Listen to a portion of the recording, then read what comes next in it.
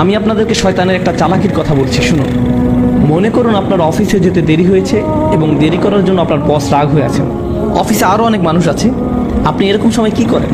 আপনি সকলের নজর এড়িয়ে নিজের টেবিলে গিয়ে বসেন। আপনি তখন বসের সাথে দেখা করতে চান না। অথবা মনে করুন একটা বাজে রিপোর্ট কার্ড নিয়ে আপনি বাড়ি ফিরলেন। যখন আপনি ক্লাস 6 বা 7-এ খারাপ রিপোর্ট কার্ড নিয়ে আসেন, তখন আপনি চুপিসারে ঘরে ঢুকবেন। কোনো আসসালামু আলাইকুম নেই, কোনো কিছু নেই। চুপিসারে ঢুকে আপনি ঘুমের ভান করে পড়ে রইলেন। মা যদি জিজ্ঞেস করে আজকে স্কুলে কি হলো, আপনি তখন বলবেন তেমন কিছু না। আপনি যখন কাউকে হতাশ করেন তখন তার থেকে দূরে দূরে থাকে, এটাই স্বাভাবিক।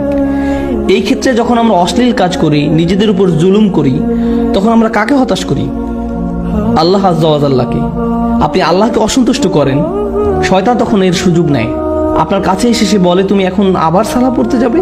ভণ্ড, তুমি এসব অশ্লীল কাজ করে এসেছো, এখন আবার একটা ক্লাস করতে যাবে?